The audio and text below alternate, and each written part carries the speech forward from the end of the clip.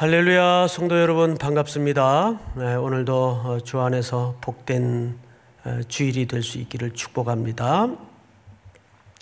자, 오늘은 마태복음 9장 마지막 넉 절을 우리 9장을 마치는 결론으로 좀 삼고자 합니다. 이 본문은 여러분 우리 교회의 비전이 담겨져 있는 본문이기도 하기 때문에 굉장히 중요합니다.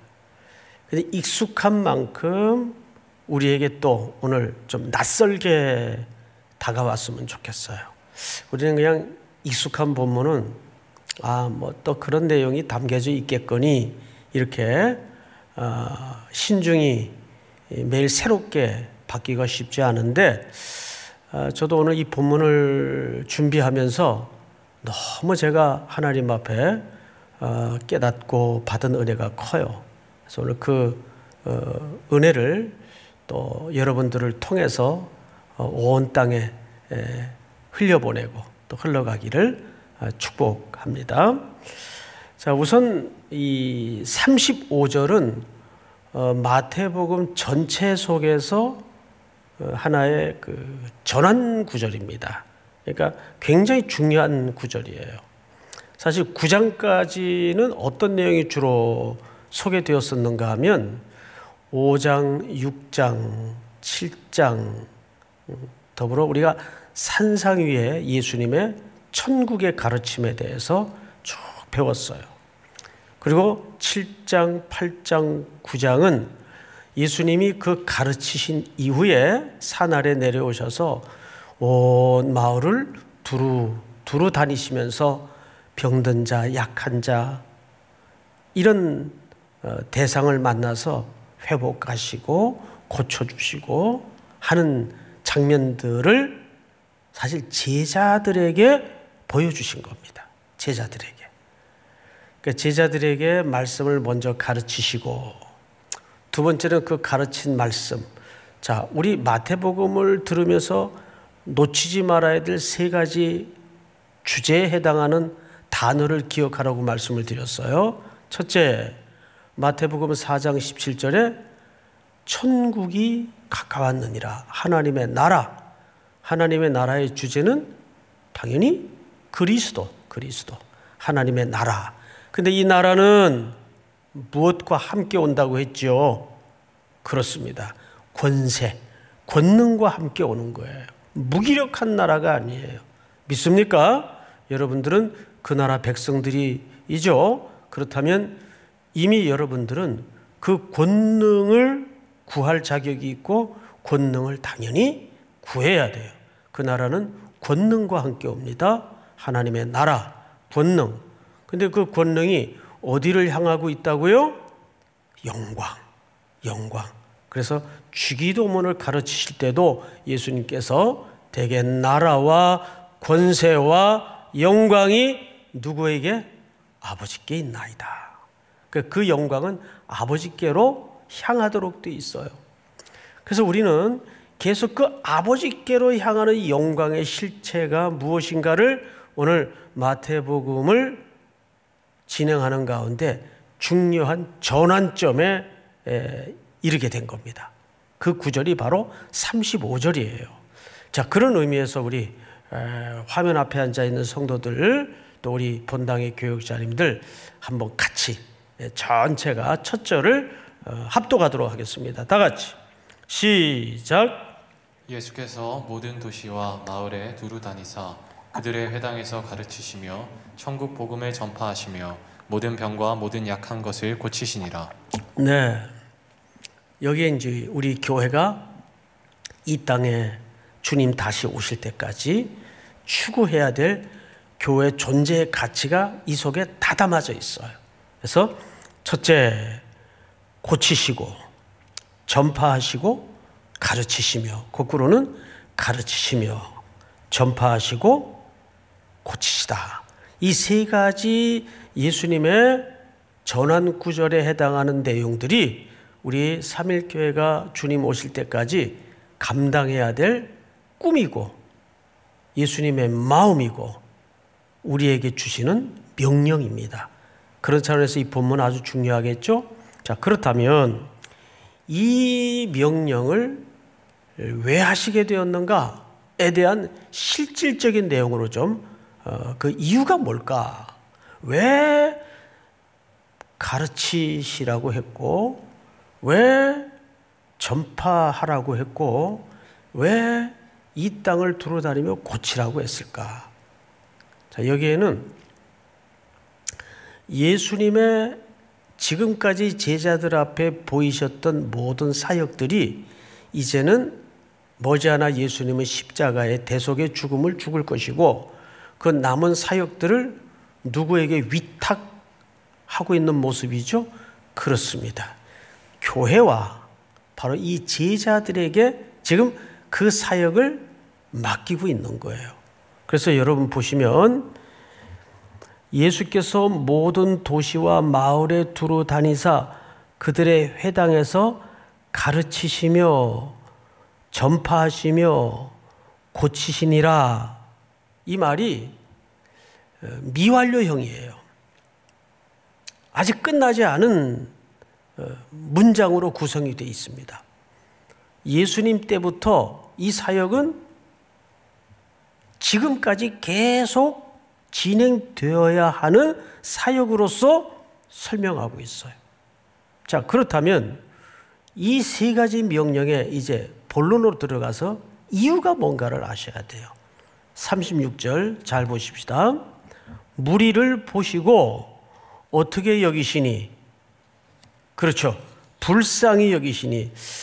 여러분 이 단어는 제가 아주 자주 빈번하게 인용하고 설명드렸던 내용이기 때문에 낯설지는 않을 텐데, 자, 우리 한번 헬라 말이긴 하지만 집중하는 의미에서 한번 따라서 해볼까요? 스플랑크 니조마이. 예, 잘 따라하셨어요. 이 단어가 바로 여기서 불쌍히 여기시니 그 뜻이에요. 이 불쌍히 여기시니, 스플랑크 니조마이라는 단어는 하나님의 마음을 가장 잘 대신하고 설명하는 정점에 해당하는 단어예요. 모든 구원이 사실은 이 단어와 이 마음에서 출발이 되고 시작이 됩니다. 그렇다면 여러분, 우리 성도들의 삶 속에, 그리고 교회의 가치 속에 다른 건 다 양보해도 양보하지 말아야 될 정점의 가치가 무엇이어야 할까요? 긍휼히 여기는 마음이에요. 믿습니까? 스플랑크 니조마이, 불쌍히 여기는 마음이에요. 근데 이 단어가 여러 문헌이 있지만 성경책은 아니나 위격이 나른 책에 보면 거기 요셉을 물 없는 웅덩이에 넣어서 파묻으려고 할 때 그 주변에 여러 형제들이 같이 있었어요. 그 중에 스불론이라는 형제가 있습니다. 창세기 49장에 보면 야곱의 축복 속에도 그 스불론이 등장을 해요. 그런데 그 스불론이 그 광경을 보면서 어떤 마음을 갖고 있었는가 하면 이런 마음을 갖고 있었어요. 이게 야곱의 열둘 아들이라는 책에서 인용한 내용인데, 스불론은 요셉이 형들에게 자기 목숨을 살려달라고 간청할 때 느꼈던 감정을 이렇게 설명했어요. 내 간이 몸 밖으로 튀어나오고 내 장기들이 끊어졌도다. 안에 내장들이 끊어졌도다. 그만큼 막내에 해당하는 어린 요셉이 형들에 의해서 죽음의 위협 앞에 놓였을 때 스불론이 가졌던 내적인 고통이에요. 창자가 끊어지는 아픔, 이게 단장의 아픔이라고 하죠. 예수님이 지금 그 고통을 느끼고 있어요. 뭘 보고? 무리를 보시고. 자, 성경을 한번 볼까요? 무리를 보시고 불쌍히 여기시니 이는 그들이 목자 없는 양같이. 여기 아주 중요한 비유를 예수님이 쓰셨어요. 일부러. 마태는 이 대목을 놓치지 않습니다. 자, 무엇과 무엇의 관계로 비유를 했죠?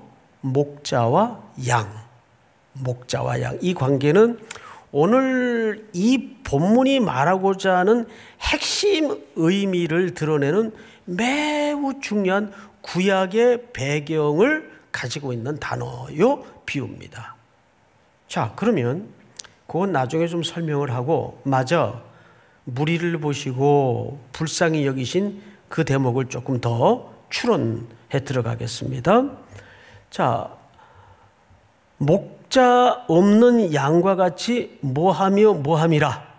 예, 고생하며 기진함이라. 우리 한번 따라서 해볼까요, 성도님들? 자, 따라서 합니다. 고생하며 기진함이라.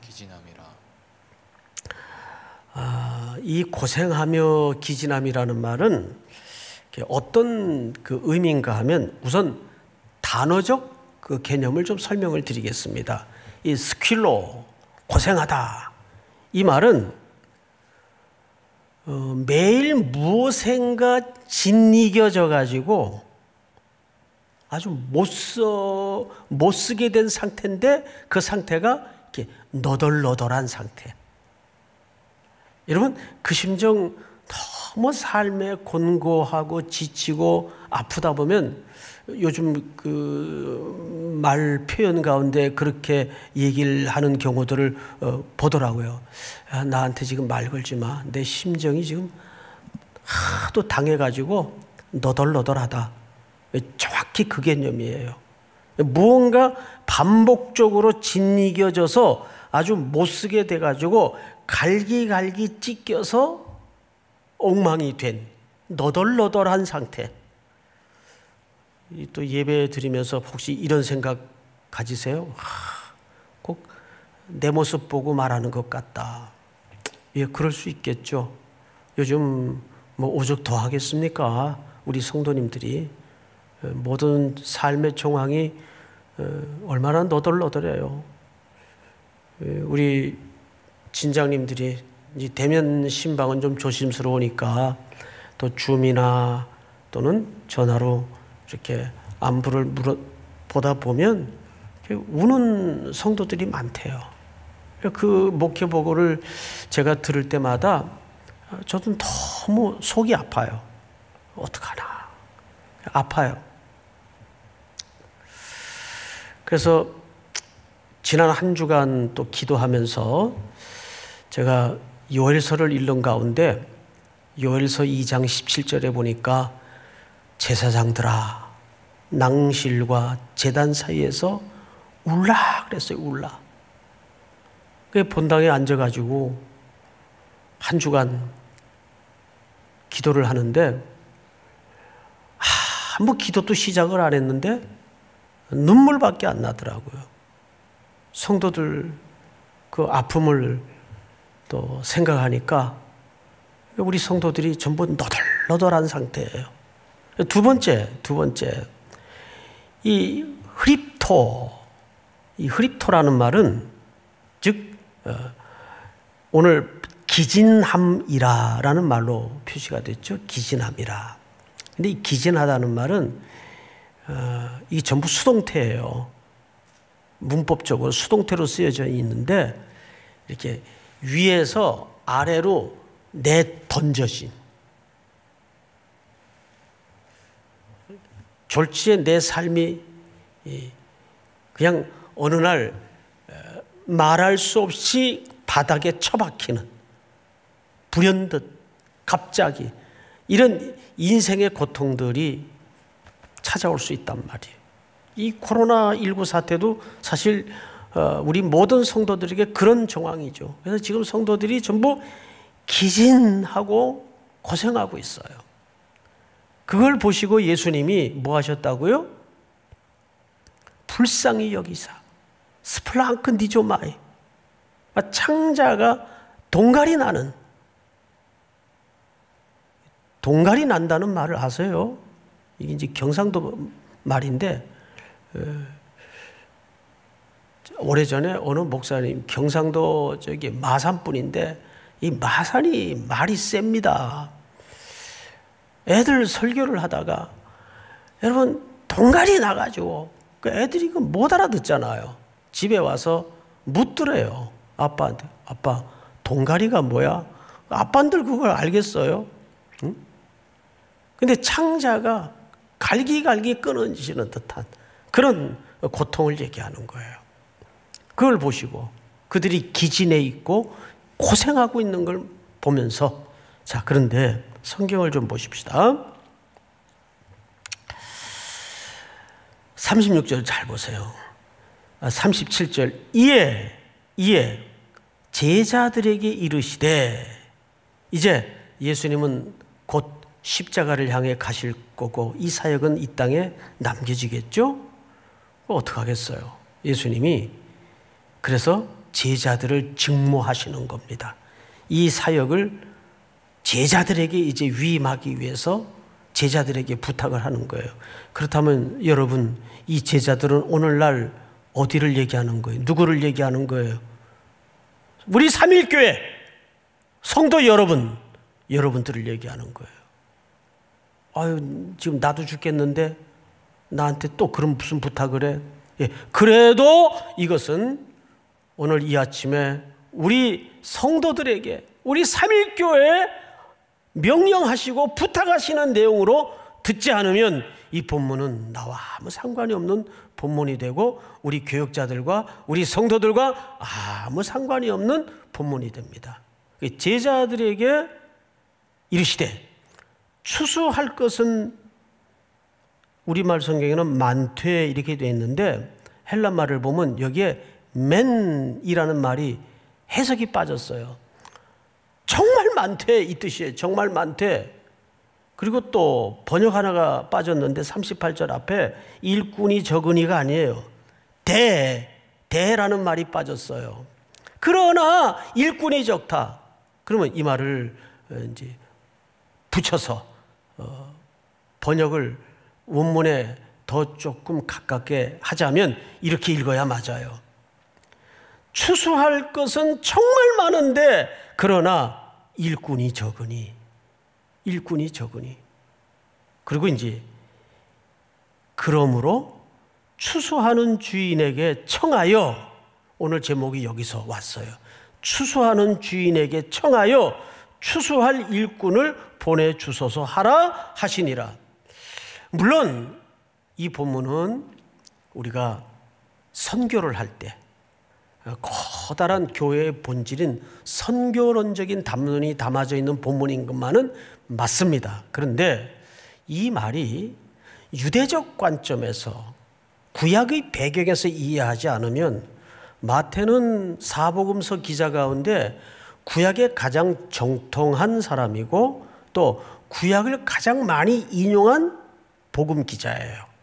그래서 이 내용이 뭘 얘기하는지 우리는 구약에서부터 그 정확한 개념을 추적하지 않으면 이게 그냥 단순히 선교로만 이해할 수가 있어요. 우선 아까 설명드리려다가 말았던 목자와 양, 이 목자와 양은 구약에서 철저하게 하나님과 백성들의 관계를 설명할 때 목자와 양으로 설명을 합니다. 그래서 이 인용은 사실상 에스겔서 34장에서 따왔어요. 자, 우리 에스겔서 34장 오늘 좀 주된 내용이 여기에서 다 드러날 겁니다. 34장 전체에서. 그러니까 이 예배가 마친 다음에 우리 성도님들은 특별히 그 자리에 그대로 앉아서 자리를 뜨지 마시고 에스겔서 34장을 다 열어서 보시는 수고가 좀 필요할 것 같습니다. 우리 1절서부터 한번 보겠습니다. 1절 자막을 좀 보세요. 좀 길지만 제가 방송실에다 부탁을 드렸는데 저하고 교독을 해가면서 설명을 좀 듣겠습니다. 여호와의 말씀이 내게 임하여 이르시되, 인자야, 너는 이스라엘 목자들에게 예언하라. 그들 곧 목자들에게 예언하여 이르기를 주 여호와께서 이같이 말씀하시되 자기만 먹는 이스라엘 목자들은 화 있을진저 목자들이 양떼를 먹이는 것이 마땅하지 아니하냐. 자, 여기 보시면 목자들의 책임은 양떼를 뭐 하는 겁니까? 먹이는 거예요. 그래서 제가 항상 우리 후배 교역자들에게도 늘 불현듯 느닷없이 묻는 질문이 목사는 누구냐? 목사는 뭐냐? 여기에 답을 못하면 안 돼요. 목사는 말씀을 먹이는 자예요. 나머지는 전부 그 다음 얘기입니다. 그런데 언제나 구약 시대이든 신약 시대이든 또 오늘날의 시대이든 이 땅의 진짜 기근이 뭐예요? 말씀의 기갈이에요. 이렇게 설교를 많이 우리가 듣고 사는데 자, 정말 과연 그럴까요? 3절 너희가 살진 양을 잡아 그 기름을 먹으며 그 털을 입되 양떼는 먹이지 아니하는도다. 4절 시작. 너희가 그 연약한 자를 강하게 아니하며 병든 자를 고치지 아니하며 상한 자를 싸매주지 아니하며 쫓기는 자를 돌아오게 하지 아니하며 잃어버린 자를 찾지 아니하고 다만 포악으로 그것들을 다스렸도다. 양떼들이 목자들에 의해서 이런 취급을 받고 있는 현실들이 얼마나 많습니까? 그래서 목자는 양떼들에게 첫 번째 책무가 바른 꼴을 먹이는 거예요. 믿습니까, 여러분? 바른 꼴을 먹이는 거예요. 다음 절을 보십시다. 목자가 없으므로 예수님의 심정이 여기서 인용이 된 거예요. 목자가 없으므로 그들이 흩어지고 흩어져서 모든 들짐승의 밥이 되었도다. 내 양떼가 모든 산과 높은 맷뿌리에마다 유리되었고 내 양떼가 온 지면에 흩어졌으되 찾고 찾는 자가 없었도다. 지금 예수님이 바라보신 무리들의 형편이 이스라엘에 많은 종교 지도자들이 있고 말씀을 연구하는 자들이 있는데 그 말씀을 제대로 해석해주고 제대로 전하고 제대로 가르치는 바른 꼴을 먹이는 목자가 없더라고 말이에요. 그걸 예수님이 가장 아프게 생각하신 거예요. 그러니까 양떼들은 어떻게 될까요? 여기에 꼴이 있을까? 저기에 꼴이 있을까? 킁킁거리면서 험한 데 돌아다니다가 시궁창에 빠지고 또 어떤 잘못된 목자의 그 선동에 놀아나고. 다음 절을 보세요.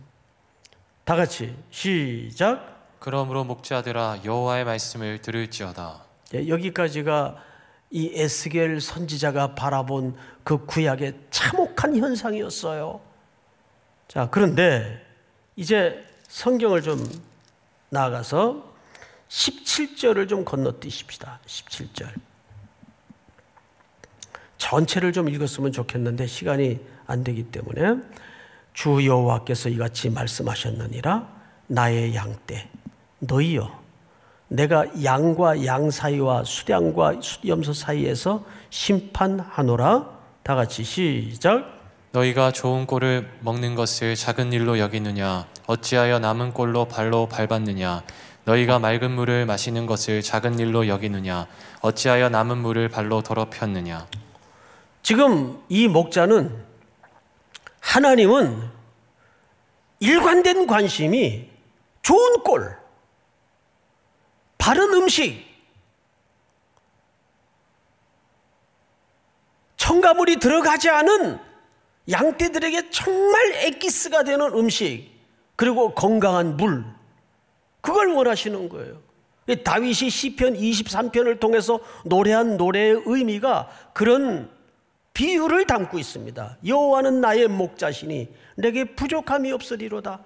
그가 나를 푸른 초장에 맑은 시냇가로 누이시고 인도하신다 그 말이에요. 다음 절. 나의 양은 너희 발로 밟은 것을 먹으며 너희 발로 더럽힌 것을 마시는도다 하였느니라. 자기 자식이 내 양떼가 그런 시궁창에 그런 더러운 음식을 먹고 그 생활을 하고 있는데 눈으로 그걸 보고 있다고 한번 생각을 해보세요. 여러분 자식이 그게 좋은 음식인지 나쁜 음식인지도 구분을 못한 채 그런 얼룩지고 더럽고 오염된 누추한 음식을 먹고 있다고 한번 생각을 해보세요. 속에서 불이 안 나면 그건 참 목자가 아니죠. 불이 나야 되죠. 다음 절. 그러므로 주 여호와께서 그들에게 이같이 말씀하시되 나 곧 내가 살진 양과 파리한 양 사이에서 심판하리라. 다음 절 시작. 너희가 옆구리와 어깨로 밀어뜨리고 모든 병든 자를 뿔로 받아 무리를 밖으로 흩어지게 하는도다. 네, 실제 이런 일들이 좋은 옷 입은 사람만 환영하고 헌금을 많이 내는 사람만 환영하고 내 수고가 가야 되고 내 나눔이 가야 되는 찾아오는 불쌍한 양떼들은 어깨로 밀어내고 뿔로 받아 못 들어오게 하고 그런 일들이 일어날 수 있다 그 말이에요. 다음 절. 그러므로 내가 내 양떼를 구원하여 그들로 다시는 노략거리가 되지 아니하게 하고 양과 양 사이에 심판하리라. 다음 절 시작. 내가 한 목자를 그들 위에 세워 먹이게 하리니 그는 내 종 다윗이라. 그가 그들을 먹이고 그들의 목자가 될지라. 자, 여기 보시면 중요한 예언을 하죠. 내가 한 목자를 그들 위에 세워 먹이게 하리니 그는 내 종 누구라? 다윗이라. 에스겔서는 이미 다윗 이후의 글이란 말이에요. 선지자고. 그럼 이 다윗은 누구를 얘기하냐면 우리 마태복음 2장 6절을 한번 보십시다. 띄워주세요. 다 같이 시작. 또 유대 땅 베들레헴아 너는 유대 고을 중에서 가장 작지 아니하도다. 내게서 한 다스리는 자가 나와서 내 백성 이스라엘의 목자가 되리라 하였음이니이다. 자, 이분이 누구십니까? 예수 그리스도. 누구의 혈통을 통해 오셨어요? 다윗의 가계를 통해 오셨어요. 할렐루야. 그러면 에스겔 선지자는 그런 심판받아 마땅할 목자를 대신해서 하나님은 누구를 보내실 계획을 사실상 선포하고 있는 겁니까? 참 목자. 우리에게 가장 안전한 목자. 그리고 우리를 위해 가장 온전한 목자를 보내실 것을 약속하셨고 그 목자는 지금 오신 거예요. 그래서 예수 그리스도는 여기서 자신이 참 목자임을 구약의 예언의 성취의 관점에서 드러내고 있는 겁니다. 믿습니까? 자, 마지막으로 한 군데만 더 읽겠습니다. 이제 회복을 얘기하는데 25절을 보십시다. 에스겔서 25절. 내가 또 그들과 화평의 언약을 맺고 악한 짐승을 그 땅에서 그치게 하리니 그들이 빈들에 평안히 거하며 숲을 가운데에서 잘지라. 다음 절 시작. 내가 그들에게 복을 내리고 내 산 사방에 복을 내리며 때를 따라 소낙비를 내리되 복된 소낙비를 내리리라. 다음 절 그리한즉 시작. 그리한즉 밭에 나무가 열매를 맺으며 땅이 그 소산을 내리니 그들이 그 땅에서 평안할지라. 내가 그들의 멍에 나무를 꺾고 그들의 종으로 삼은 자의 손에서 그들을 건져낸 후에 내가 여호와인 줄 그들을 알겠고. 다음 절 제가 읽습니다. 그들이 다시는 이방의 노략거리가 되지 아니하며 땅의 짐승들에게 잡혀 먹히지도 아니하고 평안히 거주하리니 놀랄 사람이 없으리로다. 할렐루야. 사랑하는 성도 여러분, 그러면 이제 마지막으로 오늘 본문에서 추수를 한다는 것은 구약의 배경 속에서 이해를 해야 됩니다. 이스라엘은 잘 아시는 것처럼 1년에 3차례 큰 추수가 있어요. 첫째, 6월절, 무교절에 즈음에서 지난해 겨울 심었던 곡식을 거두어요. 그렇죠?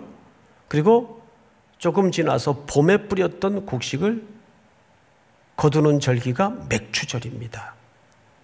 그리고 맥추절이 지나면 가을녘 거두는 절기가 수장절입니다. 그러니까 우리는 이 추수라는 말은 다분히 심판이라는 개념으로만 이해를 하는데, 구약의 백성들은 추수할 때는 사실 어떤 의미가 더 선명하게 의식 속에 박혀 있냐 하면, 심판과 종말이라는 개념이 있지만 구약의 사람들은 추수하면은 하나님의 구원과 하나님의 인도와 하나님의 돌보심과 하나님의 축복을 연상하는 게 우선적 개념이에요. 다시요. 이건 아주 중요합니다. 구약 사람들이, 또 마태가 여기 추수 개념을 설명한 것은 하나님의 구원과 하나님의 인도와 하나님의 보호와 하나님의 축복을 떠오르는 게 우선적 개념이에요. 그러면 오늘 여기서 우리 본문 다시 돌아가서 마지막 절을 한번 제가 읽겠습니다. 그러므로 추수하는 주인에게 청하여 추수할 일꾼들을 보내 주소서 하라 하시니라. 당연히 추수할 이 주인은, 추수하는 주인은 하나님을 얘기해요. 그 하나님의 초대에 의해서 이 사역에 동역할 사람들을 청하라 그 말이에요. 그러면 여기 추수는 뭘 얘기할까요? 못된 놈은 처단하고 잘한 사람은 상을 주고 하는 이런 심판적 개념의 추수를 얘기하는 게 아니에요. 이렇게 표현하면 좀 정확할 겁니다. 사람을 심판하기 위한 추수가 아니라 사람을 위한 추수예요. 여기 추수라는 개념은 그래서 먹인다는 개념이에요. 할렐루야. 먹인다는 개념이에요. 오늘 이렇게 가치가 혼란스럽고 이렇게 시대가 뒤숭숭할수록, 오늘 여기 교육자님들만 앉아 계시지만 또 화면 너머 성도님들 잘 들으셔야 돼요. 진짜 추수는 하나님이 주신 복으로 뭐 하는 거예요?